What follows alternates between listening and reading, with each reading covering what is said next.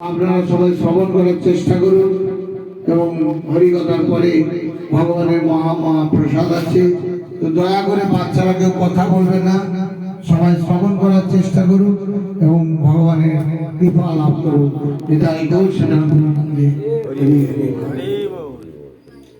তো আমরা এরকম বিভিন্ন জায়গায় কার্তিক মাস বা দামোদর মাস সমাপ্ত হয়েছে, লক্ষ্মী পূজা থেকে রাস পূর্ণিমা অবধি এই দামোদর ব্রত হয়েছিল বা দামোদর মাস সমাপ্ত হয়েছে।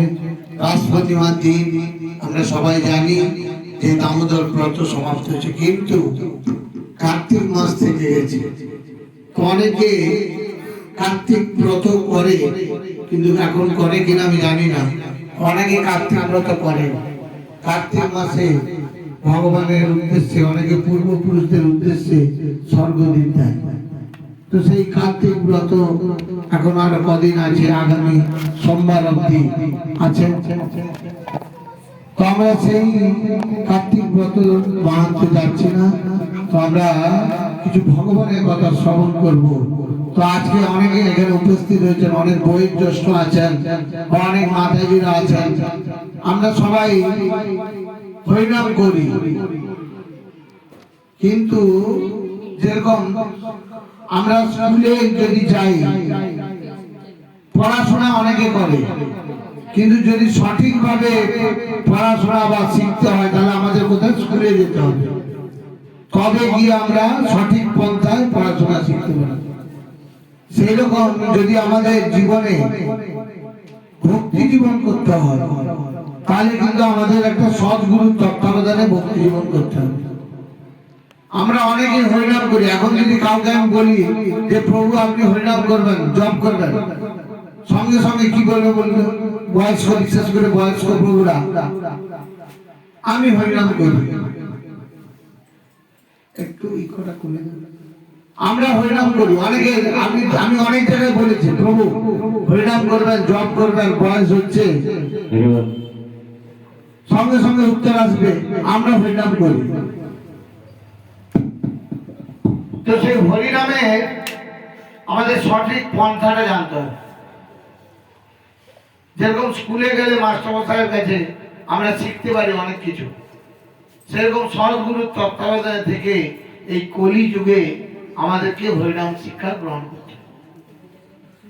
আমি যখন আজকে আরতি হচ্ছিল, অনেকে হাত তুলতে বলতে লজ্জা পাচ্ছে। হয়তো দেখবেন ওনার বয়স হয়তো 50 বা 60 হয়ে গেছে, আমরা কেউ কথা নয়, 50 বা 60 হয়ে গেছে, আর হয়তো বেশি দিন আয়ু নেই আমাদের, কিন্তু তবুও আমরা হরিনামে এখন লজ্জা পাচ্ছি। হাতে তালি দিতে বলতে লজ্জা লাগছে। চিন্তা করুন, আমরা মহাপ্রভু দেশের লোক, মহাপ্রভু আমাদের দেশে আবির্ভাব হয়েছে এবং গোটা বিশ্বে এখন হরিনাম প্রচার হচ্ছে। আমরা যদি বিভিন্ন জায়গায়, বিশেষ করে যদি মায়াপুর নবদ্বীপ যাই, কে কে গেছেন একটু হাত তুলুন তো। মায়াপুর নবদ্বীপ যারা যারা গেছেন একটু হাত তুলুন, দয়া করে হাত তুলুন যারা যারা গেছেন।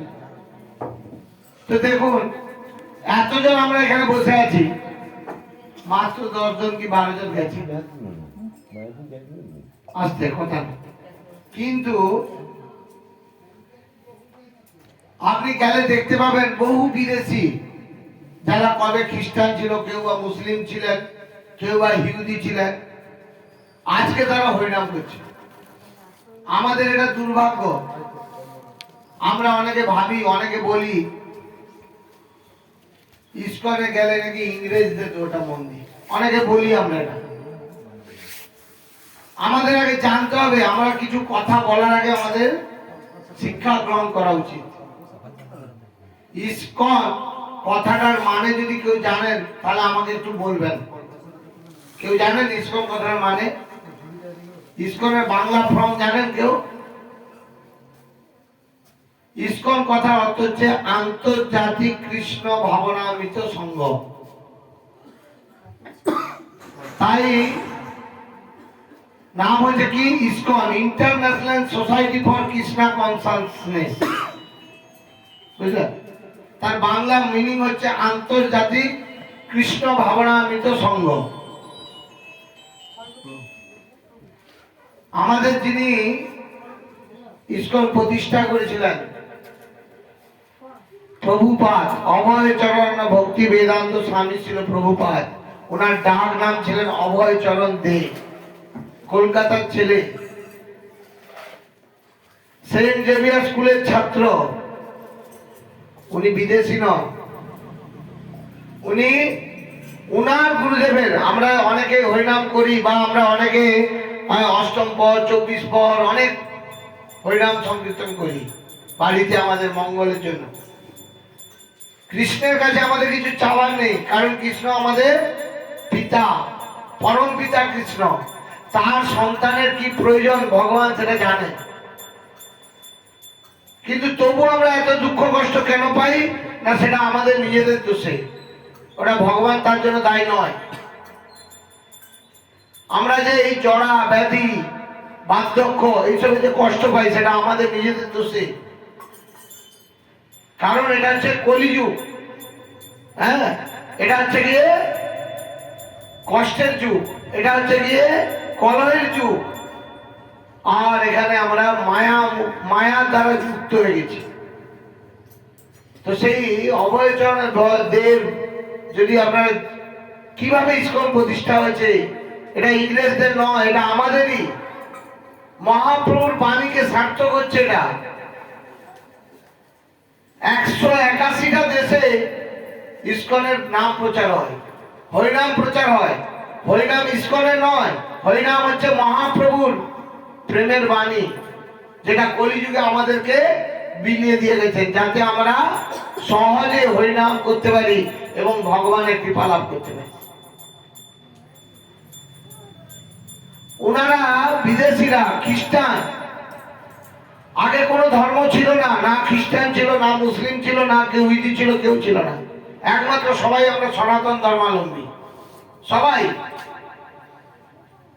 মাত্র 1400 বছর আগে খ্রিস্টান হয়েছে, 2100 বছর আগে মুসলিম হয়েছে। কিন্তু সনাতন ধর্ম, সনাতন কথার অর্থই হচ্ছে শাশ্বত, যেটা আগেও ছিল, এখনো আছে এবং পরবর্তী জীবনেও থাকবে। এর সমাপ্ত নেই। কিন্তু আমরা অনেক হরিনাম করছি, অষ্টম পর 24 পর, হ্যাঁ, ভগবানের কৃপা পাওয়ার জন্য। কিন্তু প্রকৃত নিজেরা করি না। কি করি? অনেক কীর্তন দলীয় আছে এখন, সহজিয়া পদ্ধতি। কেউ কিছু মনে করবেন না যদি কেউ থাকে নেবেন। দেখবেন কীর্তন করতে যাচ্ছে, শাস্ত্রে বলছে আপনারা যদি গীতা ভাগবতম অধ্যয়ন করেন, শ্রবণ করবেন বা গীতা পড়বেন, ভগবানের মুখনিসৃত বাণী আমাদেরকে ভগবান অর্জুনের মাধ্যমে দান করে গেছেন। এখানে এতজন আছেন, বলুন তো গীতার কটা শ্লোক আছে বলতে পারবেন? আমরা সবাই হিন্দু, সনাতন ধর্মাবলম্বী। হ্যাঁ, মুসলমান দেখলে, খ্রিস্টান দেখলে আমরা একটু ঘৃণা করি। আমরা সবাই হিন্দু। বলুন তো কটা গীতায় কটা শ্লোক আছে বলুন? একজন হাত তুলে বলুন তো। বলতে পারবেন না? ওই আপনি তো যান, আপনি তো চর্চা করেন, বলুন কজন আছেন গীতার শ্লোক কটা বলতে পারবেন? অষ্টাদশ অধ্যায়। হ্যাঁ, অষ্টাদশ অধ্যায়। আমি অধ্যায় বলি, শ্লোক কটা আছে বলেছি। কটা শ্লোক? 700 খানা শ্লোক আছে, বুঝলেন? 700টা শ্লোক আছে শ্রীমদ ভাগবত গীতায়, আর অধ্যায় হচ্ছে গিয়ে 18টা। প্রভু বললেন অষ্টাদশ অধ্যায়। গীতা পড়ুন, শিক্ষা নেন কিভাবে জীবন পরিচালনা করবেন, নাহলে গাধার মতো জীবন চলবে। জন্ম হবে, বড় হবেন এবং মৃত্যুর দিকে ঢলে পড়বেন। গাধারা দেখবেন সারাদিন পরিশ্রম করছে, সারাদিন পরিশ্রমের শেষ নেই। ভগবান ওনাকে যখন জন্ম করেছিলেন তখন বলছে তুই সারা জীবন খাটবি আর 50 বছর তোকে আয়ু দিলাম।